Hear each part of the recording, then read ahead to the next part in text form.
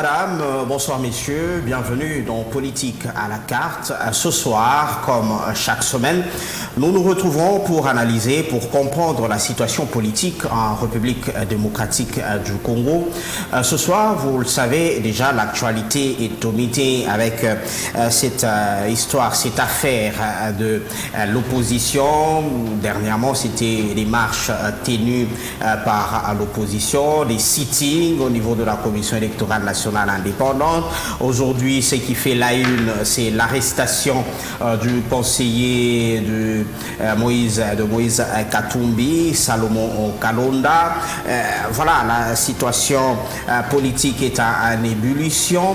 Dans l'entretemps, au moment où la situation politique est ce qu'elle est, la Commission électorale nationale indépendante, elle, poursuit son bonhomme de chemin en ce qui concerne l'organisation des élections en décembre prochain. Dernièrement, d'ailleurs, la CENI a confirmé la convocation de l'électorat le 26 juin prochain, ce qui signifie que le train des élections est déjà en marche.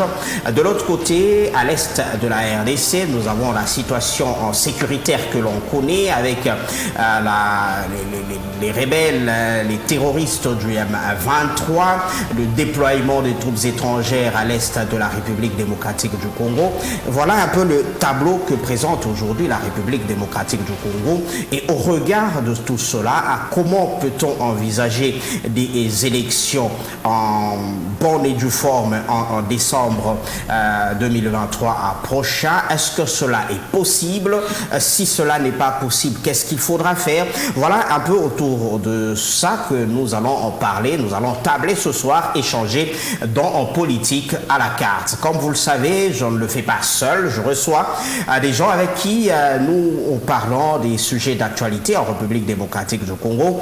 Aujourd'hui, à ma gauche, je suis en train de recevoir Denis Belessi. Il est au cadre de SID, parti politique de Martin Fayoulou. Bonsoir et bienvenue. Merci beaucoup. Nous sommes là pour parler de la RDC et sa politique.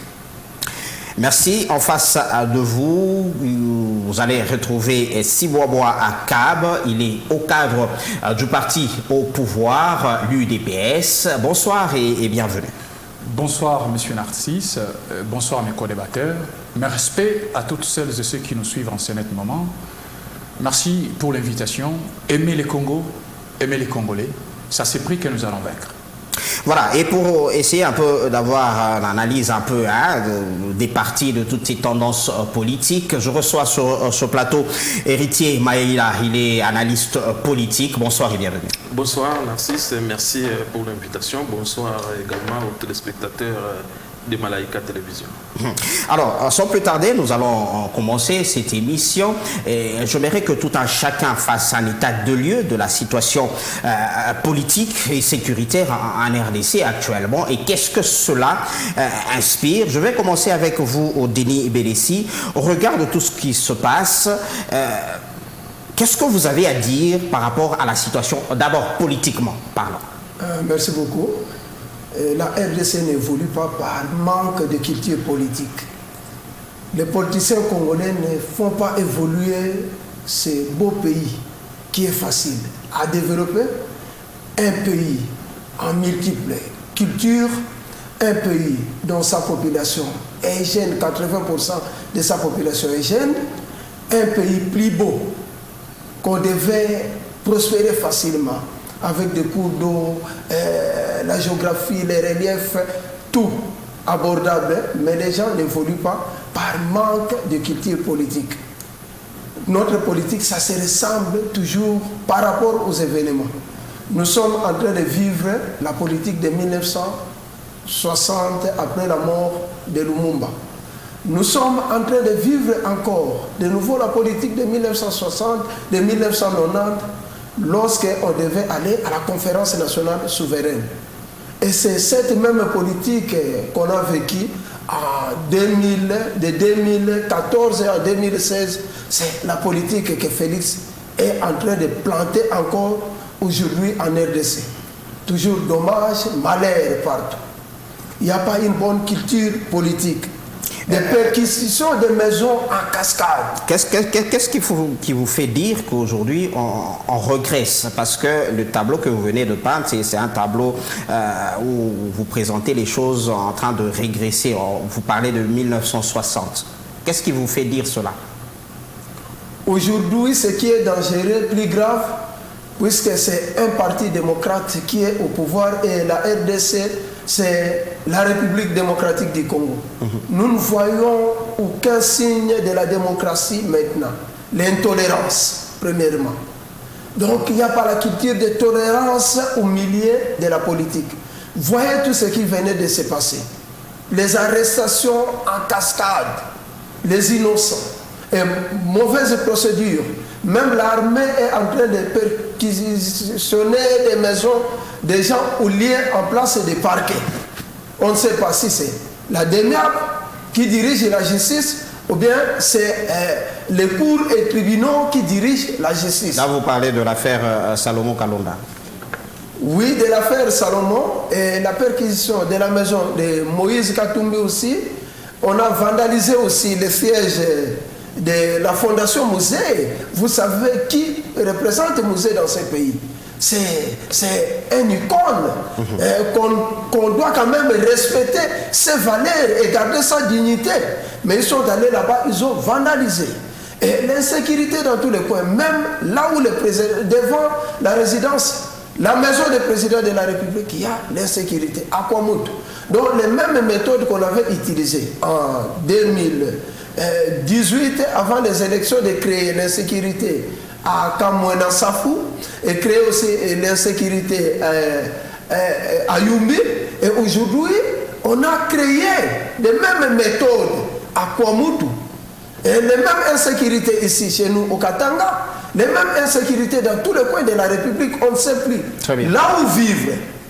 Donc, c'est par manque de la culture politique. C'est bien compris. Je veux faire réagir le DPS avec vous Siboboa Akab. C'est un tableau pratiquement en sombre avec le pouvoir Tshisekedi. On revient en 1960 et voilà, vous ne tolérez pas l'opposition. Merci beaucoup, M. Narcisse, pour la question et pour les commentaires de M. Belessi. Je pense que lorsque vous lui avez posé la question, vous avez compris la difficulté avec laquelle il a voulu rencontrer votre préoccupation. C'est simplement pour dire qu'aujourd'hui, nous assistons malheureusement à une opposition qui n'a pas d'objectivité en réalité. En fait, lorsque vous regardez aujourd'hui l'attitude de l'opposition, l'attitude fouillante et diversive, l'opposition ne connaît pas ce qu'elle veut en réalité. Parce que nous sommes inscrits dans une logique de la restauration de l'état de droit et démocratique. La démocratie veut que l'on donne la voix au peuple pour qu'il s'exprime par les élections, parce que nous parlons des élections et du processus électoral.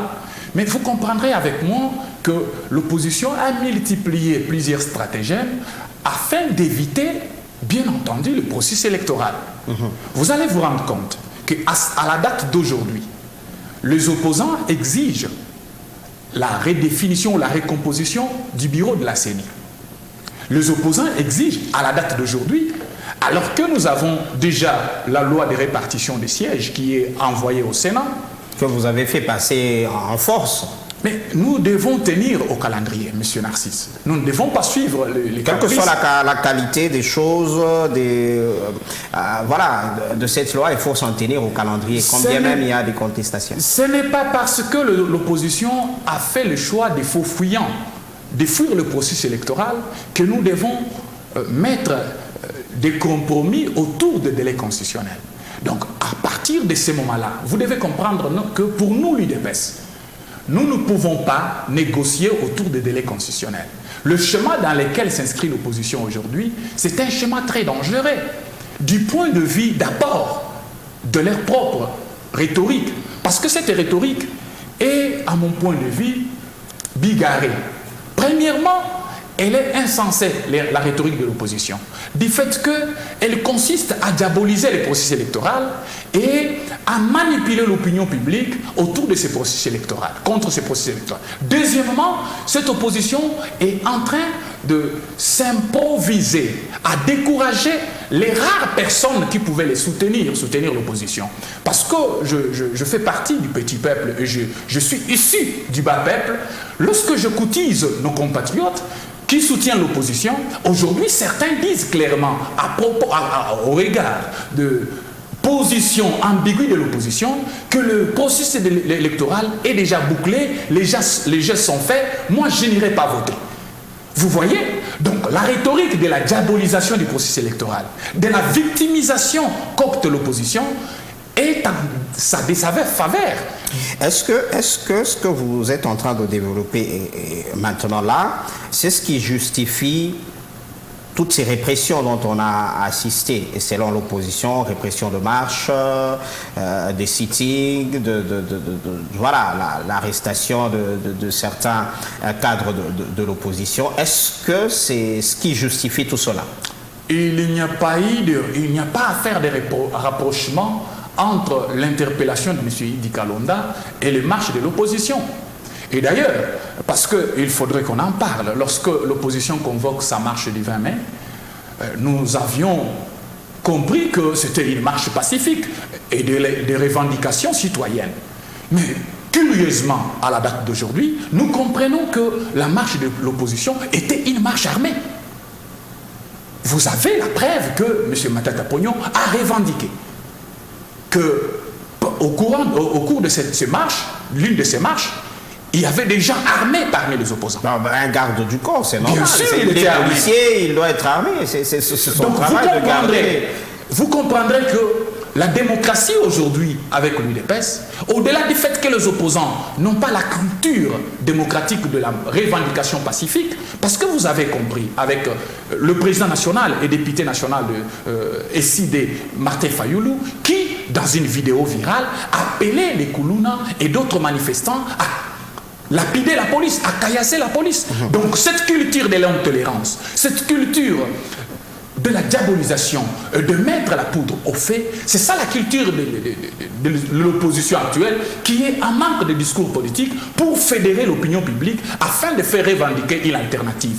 D'autant plus qu'un de fervents défenseurs de leur camp a dit qu'à date, ils n'ont pas une offre politique chiffrée. Donc c'est pour vous dire que nous sommes en face d'une opposition qui ne sait pas ce qu'elle veut et veut embrouiller la situation. C'est pour cette raison, nous à l'IDPS nous disons, messieurs et dames de l'opposition, vous avez le droit de ne pas participer au processus électoral, mais vous n'avez pas le droit d'empêcher les Congolais de s'inscrire dans un processus démocratique. Très bien.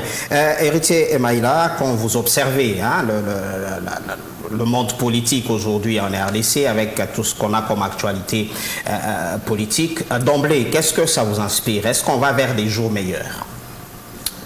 Bon, ce que ça m'inspire, c'est que je constate qu'on n'a pas vraiment évolué par rapport au processus démocratique dans notre pays. Je me retrouve encore en 1990, jusque quand le président Mobutu avait prononcé son discours pour faire appel à la démocratie dans notre pays. Et il y avait presque la même situation après.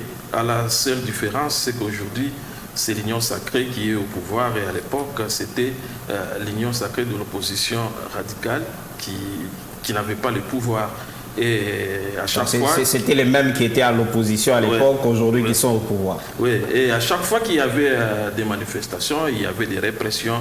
Et aujourd'hui, c'est une chose qu'on est en train de déplorer, surtout que c'est l'UDPS qui est au pouvoir, un parti qui a lutté pendant plus de 3 décennies dans l'opposition, l'UDPS devrait montrer l'exemple par rapport à ce qu'elle avait subi à l'époque de Mobutu et même à l'époque de l'ancien président Joseph Kabila.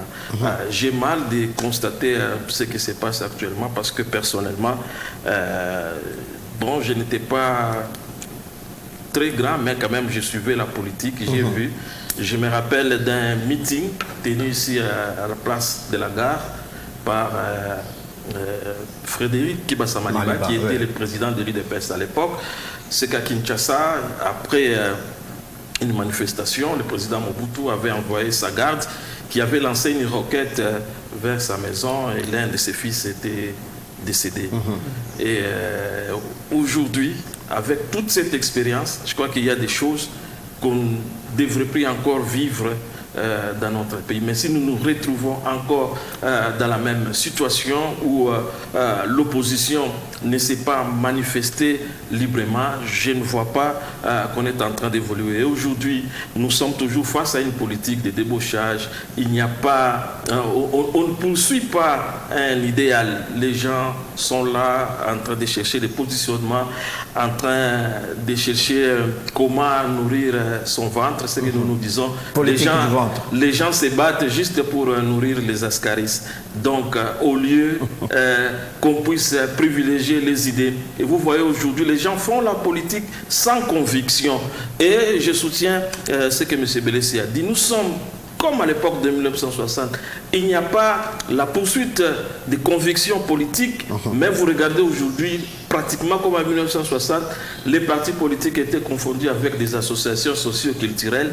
Et aujourd'hui, c'est pratiquement la même chose si vous regardez. Des partis tribalisés. Vous regardez les tableaux, chaque coin veut avoir son leader et comme conséquence, nous avons aujourd'hui plus de 500 partis politiques, d'autres qui n'ont même pas des membres. Très bien.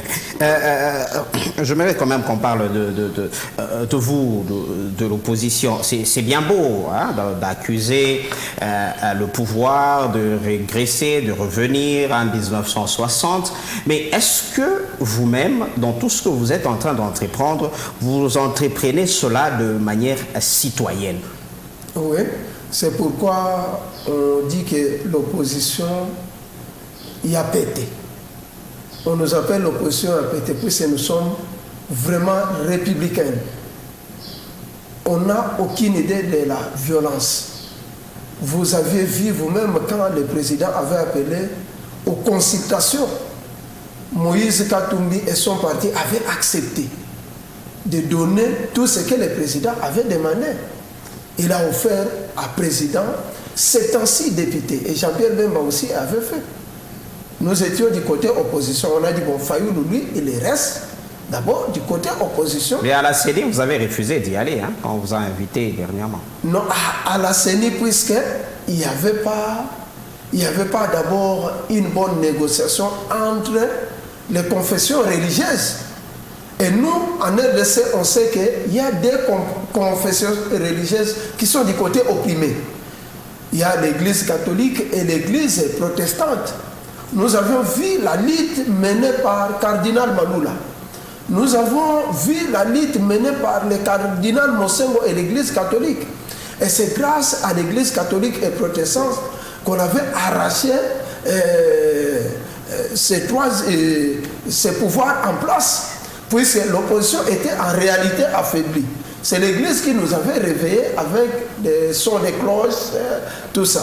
Les conséquences étaient tombées. D'ailleurs, du côté église, on avait tué. Même une sœur religieuse et les prêtres avaient reçu des balles et des gaz lacrymogènes. On a dit, on doit être toujours de ce côté-là.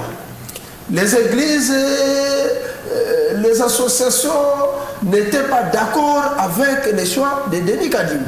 Vous savez ce que cela a produit. Et juste aujourd'hui, il y a toujours une discussion. On a dit que ces gens-là s'arrangent d'abord et après, nous aussi, nous allons constituer une opposition d'ensemble. Et on a constitué l'opposition ensemble. On a dit qu'on ne va pas tout toucher. Nous sommes d'accord avec Kadima, mais on doit quand même réviser certains points qui font fâcher d'avance. Sinon, les élections seront chaotiques. Mais est-ce que vous ne trouvez pas qu'en s'acharnant, en persistant à ce qu'il y ait cette révision de certains points dont vous parlez ici, vous ne risquez pas de faire rallonger les choses et aller au-delà du délai constitutionnel? Non, l'essentiel est d'abord pour un État qui fait la cohésion nationale et l'unité de son peuple, c'est d'arranger les problèmes, même si on acceptait. Nous pouvons accepter aussi, même 1 mois, 2 mois, mais l'essentiel en est qu'on arrange les problèmes comme il faut. Donc vous pouvez être d'accord d'aller jusqu'en janvier, février pour l'organisation des élections? S'il y a consensus, d'accord. Mais on ne peut pas aller avec une élection qui va créer le chaos dans un État. Là, on ne sera pas d'accord. Là, on ne sera pas patriote. Est-ce que ce n'est pas, comme on le dit, c'est parce que finalement, vous n'avez pas assez de soutien dans le pays que vous cherchez à rallonger les choses? Non, le soutien, on sera au moment de la campagne électorale. Puisqu'il y a un indépendant. On a vu même Oscar Kachala quand il était venu ici. Il avait quel soutien? Mais il avait arraché des voix. Le soutien, on saura. Si on organise les élections qui seront transparentes, c'est à ce moment-là. Il y a quelqu'un qui va publier les élections. Et on a dit, nous sommes d'accord avec Denis Kadima. Mais nous voudrions les élections qui seront transparentes, crédibles et démocratiques. On ne veut plus les histoires de la vérité des urnes, puisque le peuple est fatigué. Que les meilleurs gagnent aux élections. S'il faut accorder 1 mois, 2 mois, nous serons d'accord. Mais que ça ne soit pas au-delà de 3 mois. Très bien, la position est très bien comprise. Avant qu'on aborde l'aspect sécuritaire, je voudrais quand même poser cette question à vous, Chiboaboa Cab de l'UDPS.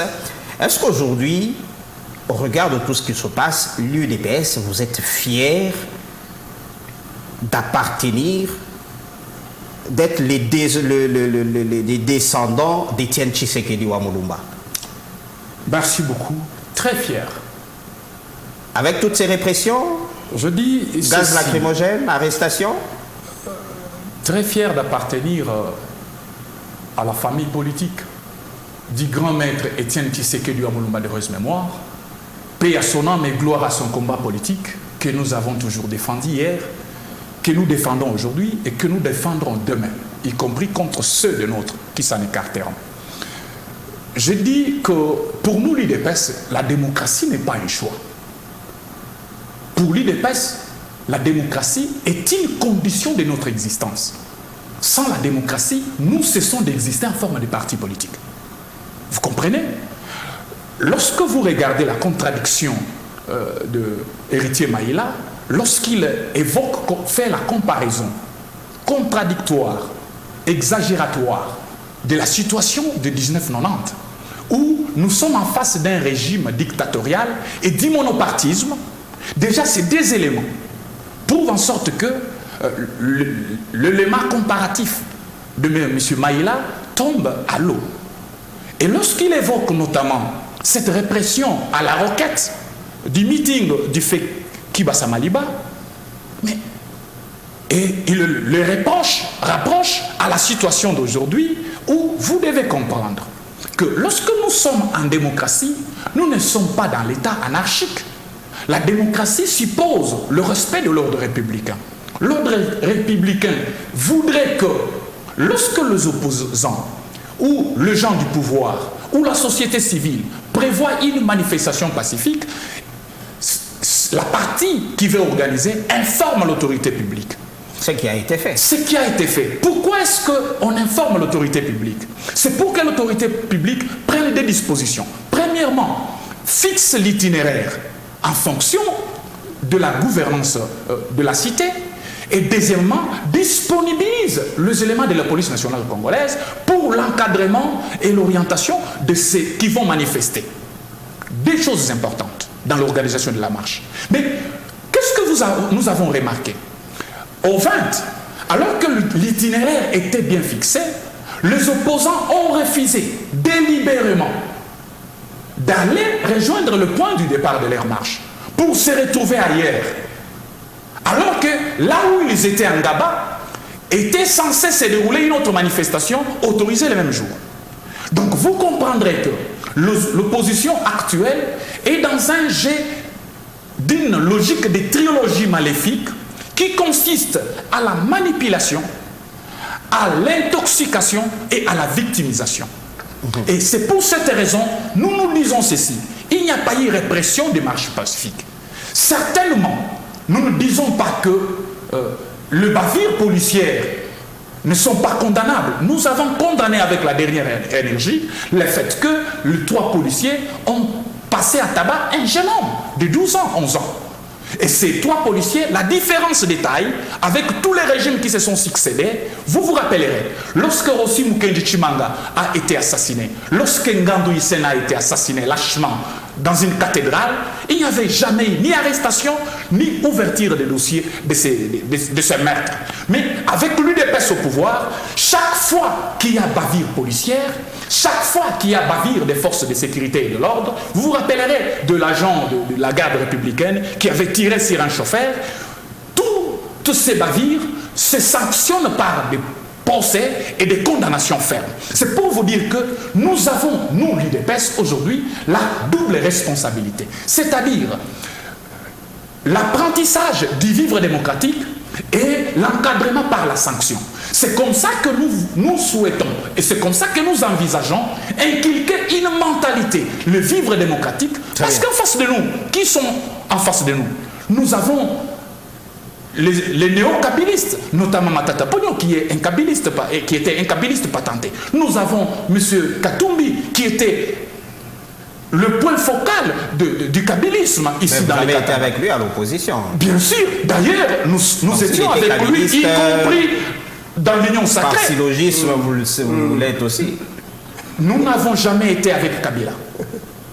Nous sommes venus avec Kabila dans une sorte de gouvernance FCC cash. Autrement dit, nous avions la présidence et Kabila avait une majorité factuelle parlementaire. Donc, nous n'avions jamais été kabylistes. Donc, c'est là, je parle de cadre au cadre du PPRD. Parce que M. Katumbi était l'interfédéral du PPRD Grand Katanga. Également, Matata Ponyo était au cadre du PPRD. Donc, vous comprenez que avec le genre d'une telle mentalité dictatoriale, il faut de la pédagogie, il faut de l'encadrement, il faut de l'apprentissage de vivre démocratique. C'est bien compris. Je voudrais faire réagir Héritier Maïla. On vous a cité votre réaction. Bon, je crois que M. Sibouaboua ne m'a pas compris. Moi, je ne parlais pas de l'époque du monopartisme, de l'époque du MPR. Je parle juste après la démocratisation d'Isaïe par le président Mobutu, après son discours du 24 avril 1990, il y avait plusieurs partis politiques et le meeting de Frédéric Kibasa, dont je fais allusion ici, c'est un meeting tenu en 1994.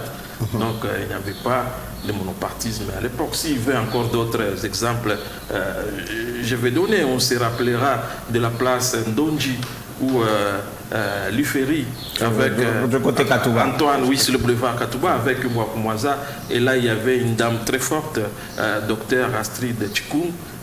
Ceux qui ont vécu cette époque savent combien de fois elle a été arrêtée au moment où elle tenait des meetings à cette place. C'est ce que nous sommes en train de décrier, les gens qui se sont battus pour que la RDC soit un pays démocratique, et on est en train de tomber pratiquement dans les mêmes histoires décriées hier.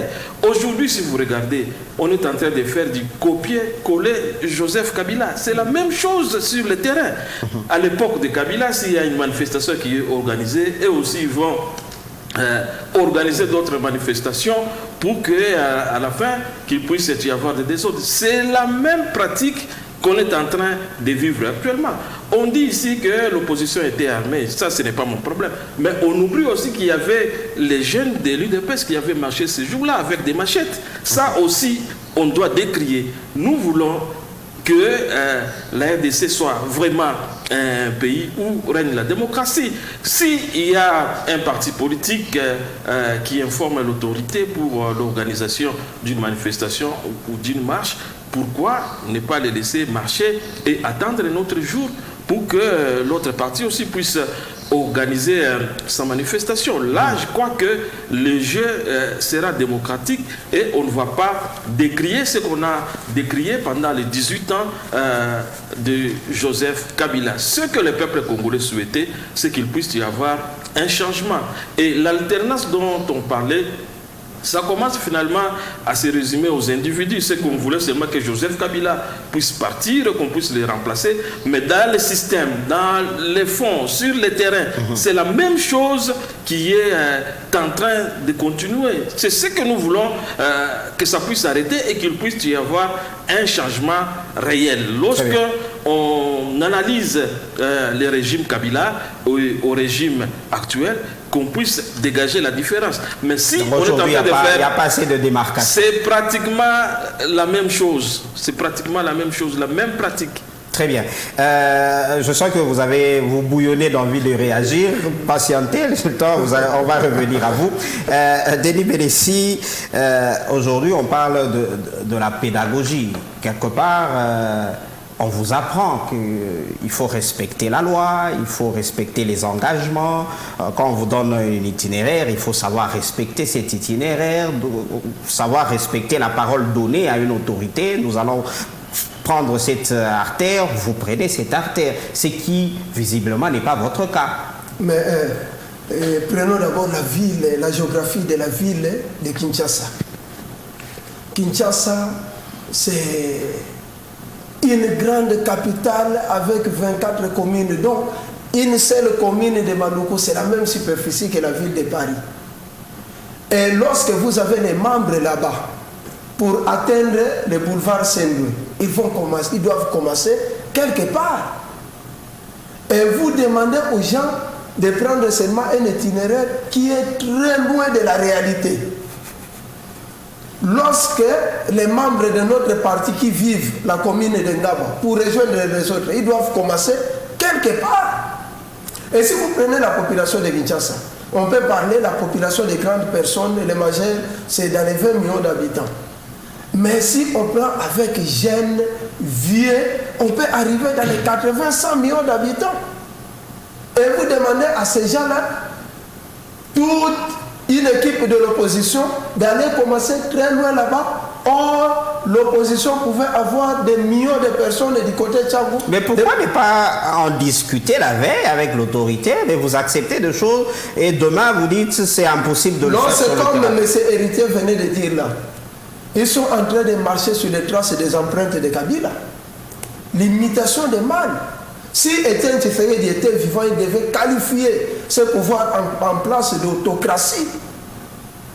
C'est vraiment la dictature qui est en train de se planter. Lui acquise seulement Matata Mpogno et Katoumi qui est avec nous. N'est-ce pas, vous êtes avec Kamere? Vous êtes avec Kamere, non? Kamere est parmi les fondateurs de PPRD. C'est le plus proche de Kabila par rapport même à Matata Mpogno. Vous êtes avec Jean-Pierre Bemba, un véritable belligérant qui a laissé les cadavres dans tous les coins de la République. Vous êtes avec lui. Vous êtes entouré de belligérants et de démolisseurs des finances publiques. Vous arrêtez les gens le matin et le soir. Vous les libérez, vous êtes ensemble encore avec eux. Vous avez fabriqué des procès ici. Il suffit que quelqu'un dise que je soutiens l'union sacrée et c'est fini. Où est Willy Bakongo? Il était proche à Kabila, maintenant il est avec vous.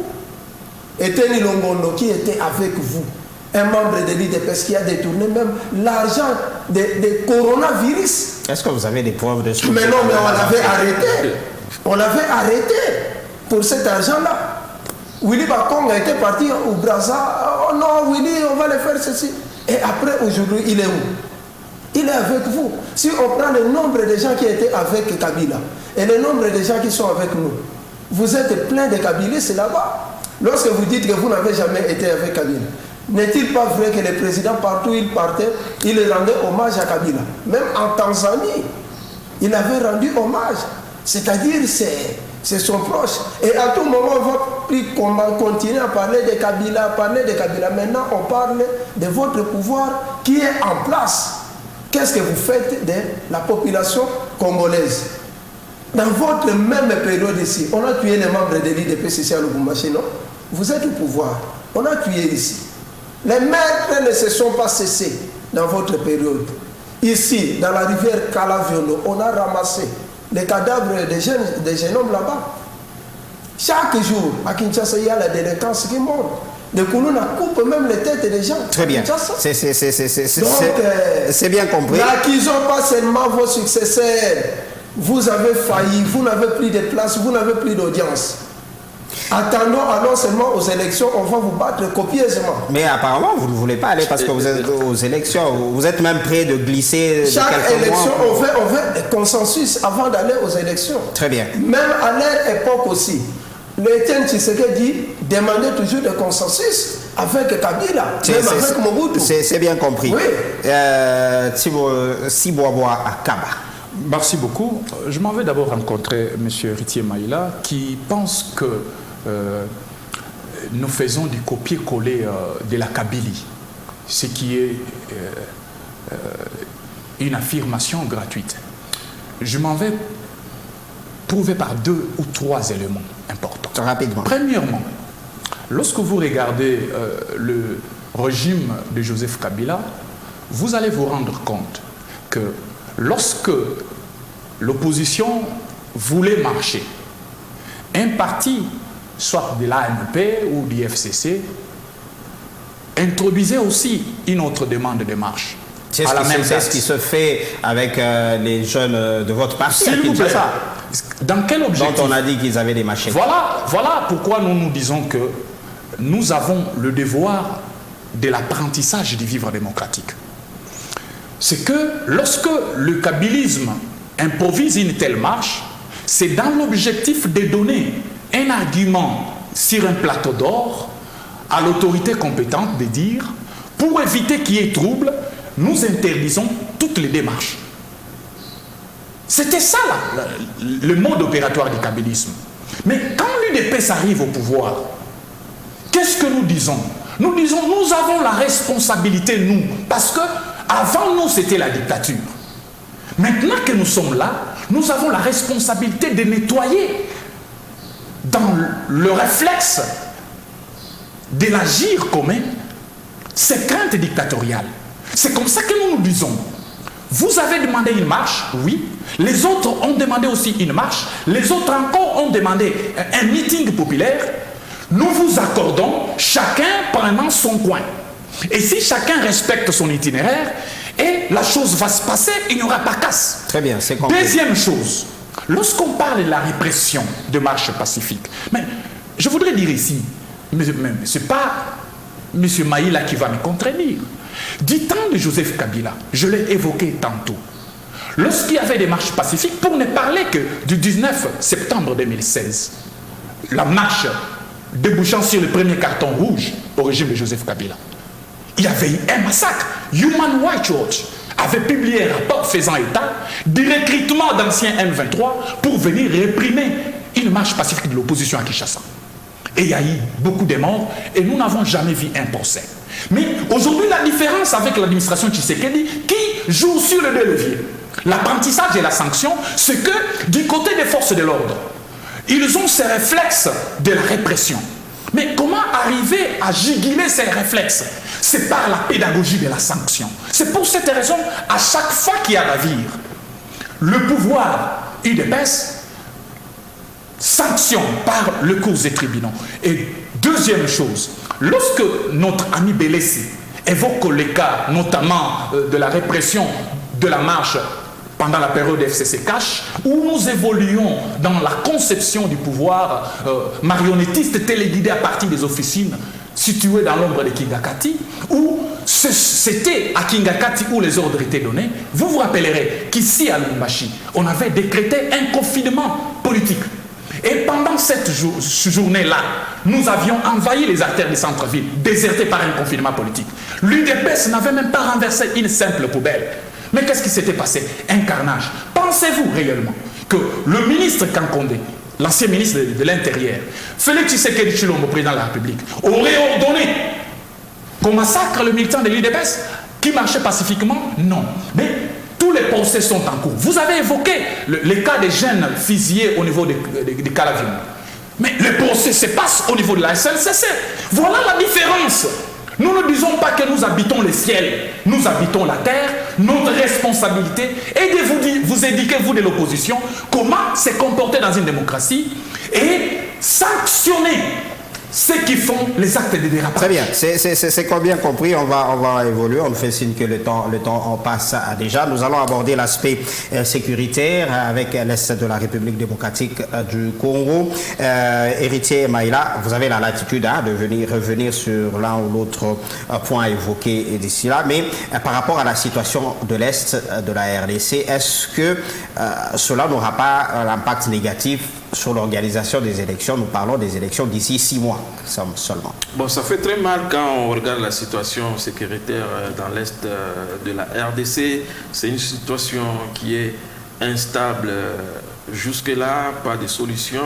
La présence du mouvement M23 est toujours permanente, mais si on tient à ce que les élections soient organisées dans les délais et que de ce côté-là, si on n'est pas encore à mesure de déloger l'M23, c'est vrai, ça fait très mal qu'il y a nos compatriotes qui vivent dans ces contrées-là, mais si on doit respecter les délais, à mon avis, on doit organiser les élections. On doit faire sans eux. Étant donné que, oui, ils constituent une minorité, parce que la majeure partie du pays va voter. Cela va faire très mal parce qu'on va leur priver de leurs droits.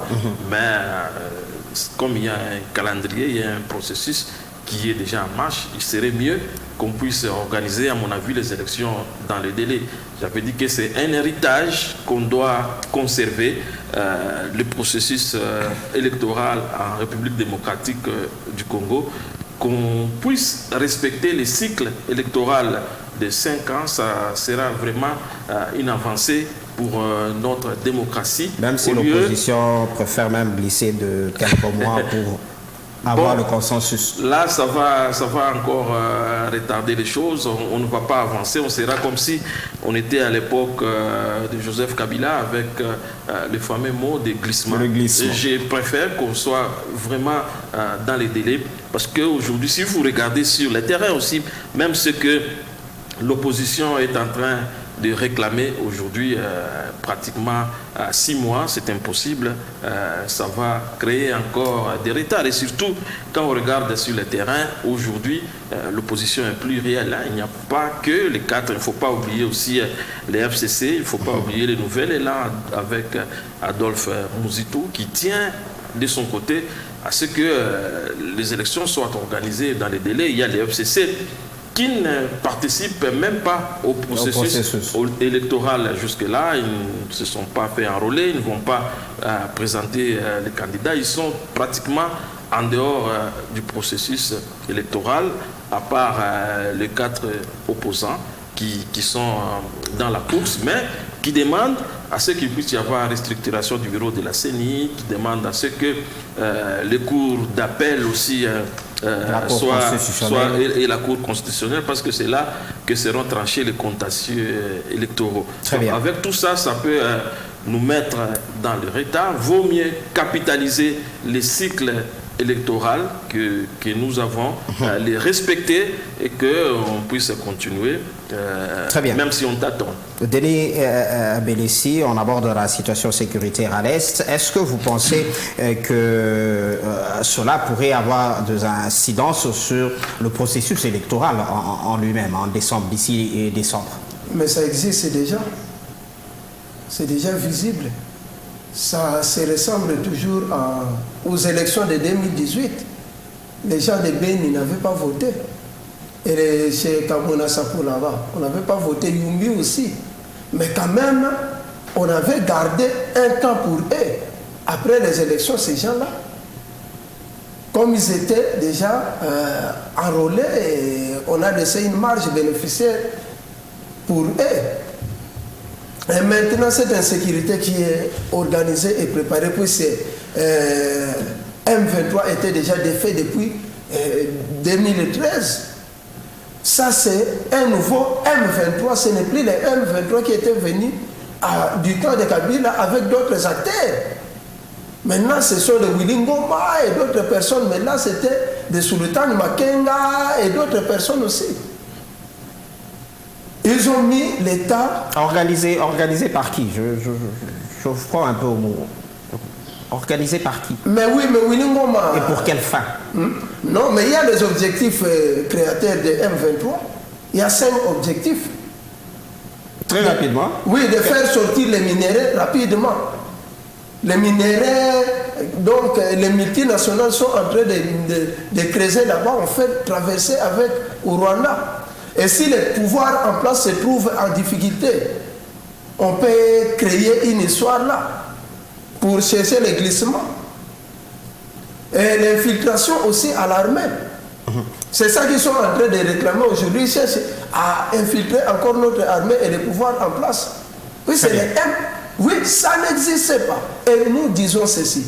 On ira aux élections, on va mettre les partis en insécurité, entre parenthèses, on part aux élections et puis on va voir les territoires là en difficulté.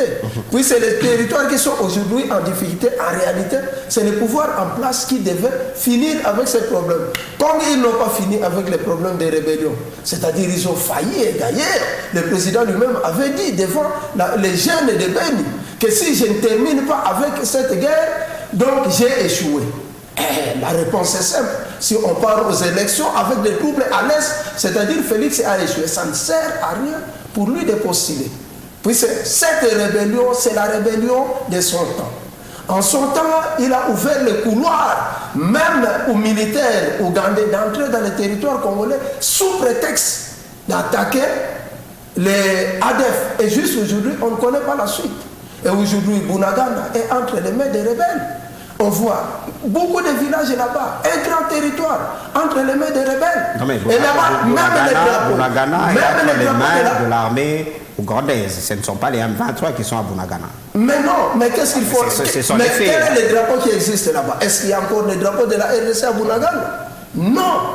La preuve en est que le ministre de la Défense ne peut pas arriver là-bas. Si c'est faux, je demande à Jean-Pierre Bemba d'aller d'abord à Bunagana. Et je demande à Peter Kazani de faire le tour d'administration dans tous les territoires qui sont là-bas. Il ne fera pas. Les territoires ne nous appartiennent plus. Très bien. Oui. UDPS, réagissez.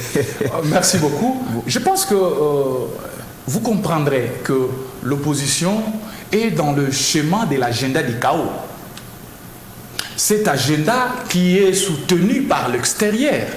Non mais c'est pas tout faux. À Bunagana, il n'y a pas le drapeau de la RDC. Non, à Bunagana, il y a le drapeau de la RDC. Très bien. À Bunagana et quelques entités de Rutshuru sont sous le contrôle de la force régionale, dans laquelle force fait partie la République démocratique du Congo. Ça, il faut le savoir.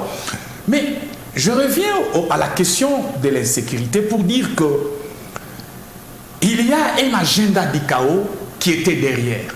Nous avons connu une instabilité politique ces 30 dernières années. Et c'est ça l'héritage que nous avons eu.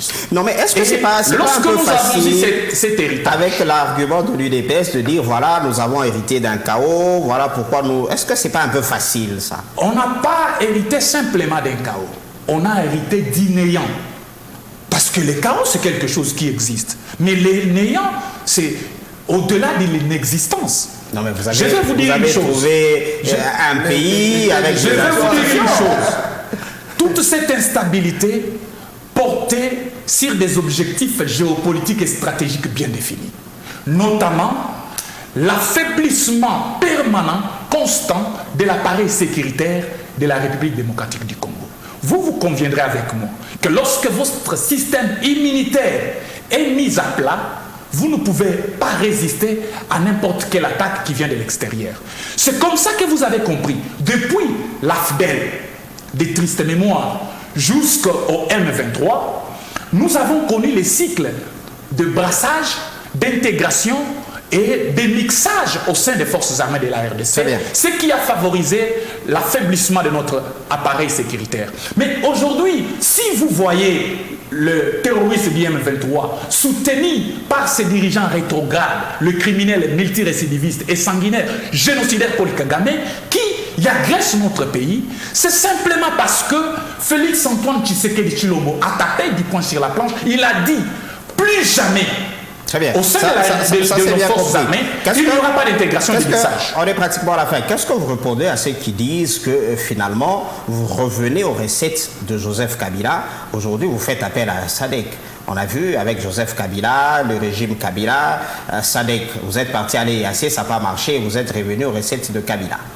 Très rapidement. Vous savez, c'est simpliste de penser comme ça. Mais nous, avec Félix Tshisekedi, nous nous sommes engagés à la refondation de l'armée. Rappelez-vous que le 3 novembre 2021, le président Tshisekedi lancera un appel à la mobilisation générale. Au jour où je vous parle, nous avons plus de 20 000 hommes. Et ceux qui habitent à Lubumbashi ont vu ces mouvements d'entraînement des guerres urbaines auxquels se livrent nos militaires qui sont en formation. C'est pour vous dire que nous avons besoin du temps. Nous avons besoin du temps pour réorganiser notre armée. Et c'est pour cette raison, pendant que nous sommes en préparation, nous faisons appel à certains paramètres, notamment les forces régionales, l'EAC qui a montré ses limites, la SADC, mais au demeurant, nous savons que ni l'autre ne rétablira la paix en RDC si ce n'est nous-mêmes. Et ça, le président Tshisekedi s'y prépare en dotant l'armée des logistiques militaires et des formations de qualité. On est pratiquement à la fin. Héritier Maïla, à votre lecture par rapport à la situation de l'Est. Je vous ai vu sourire quand on a parlé d'entraînement de guerre urbaine. Bon, ça sera souhaitable de voir tous ces mouvements là où il y a des problèmes, que de voir les mouvements là où il n'y a rien. On ne va pas faire l'entraînement des troupes au front quand même, monsieur Héritier. C'est l'entraînement. On va le faire au centre-ville. Ou bien à l'université de Lubumbashi. Mais ce sont des... Lorsque la grande faiblesse de notre armée, c'était quoi? Lorsque les rebelles attaquaient une ville, c'est Héritier Maïla qui a la parole. On repris stratégiquement. S'il vous plaît, ça signifie que les FARDC n'étaient pas aguerris. S'il vous plaît, on est à la fin. Donnez la guerre urbaine. En tout cas, c'est une bonne chose si les militaires doivent s'entraîner au centre-ville. En tout cas, bon, je trouve que c'est une bonne chose. Parce que comme il l'a dit, je pense que la population n'est pas traumatisée et lorsque nous les voyons, nous n'avons pas peur, que ça nous réjouit. On sent un peu de l'ironie dans vos propos. Bon, parce que nous disons, l'alternance qu'on souhaitait, c'est qu'il puisse y avoir un changement. Mais aujourd'hui, si on est en train de pleurer pratiquement qu'on a hérité du néant, qu'on a hérité du chaos, pourquoi on a pris le pouvoir si on n'était pas à mesure d'apporter des solutions? Mais on est en train de on n'a pas pris le pouvoir pour commencer à décrier toujours les pratiques de Joseph Kabila. Joseph Kabila appartient au passé. Mobutu appartient au passé. Nous sommes au présent. Qu'est-ce que nous faisons actuellement? On ne doit pas commencer à parler de Joseph Kabila comme s'il était éternel, comme s'il était omniprésent. Denis Belessi, on va finir avec vous. On n'a plus de temps malheureusement. Un vrai pouvoir, c'est le pouvoir qui garde l'intégrité de son territoire, l'unité de son peuple, qui respecte les devises de son pays. En RDC, nous avons la paix qui est bafouée, la justice, ça n'existe pas. On ne donne pas de travail aux jeunes gens. Et en plus, la dignité, on a perdu la dignité. Maréchal Mobutu, avant son départ, on avait écrit un livre sur lui, pour lui, la dignité pour l'Afrique. Où est cette dignité? Parce que vous donnez de l'eau à la population, vous donnez de l'électricité à la population, vous donnez une bonne éducation à la population. Et c'est l'homme est à sa place. Merci. On ne voit pas. Donc vous avez échoué. Voilà, madame, monsieur, fidèles de Politique à la carte, nous sommes malheureusement obligés de finir avec l'émission par ici. On n'a plus de temps. Vous avez compris, c'était une thématique vraiment importante en ce qui concerne la situation politique, sécuritaire face aux enjeux électoraux de 2023 de décembre. Alors, je rappelle que j'ai reçu sur ce plateau Denis Belessi, qui est au cadre de SID, de Martin Fayoulou Didi. Merci de d'être passé sur le plateau. Merci de Politique beaucoup. C'est l'opposant aussi de Félix Tshisekedi au Katanga.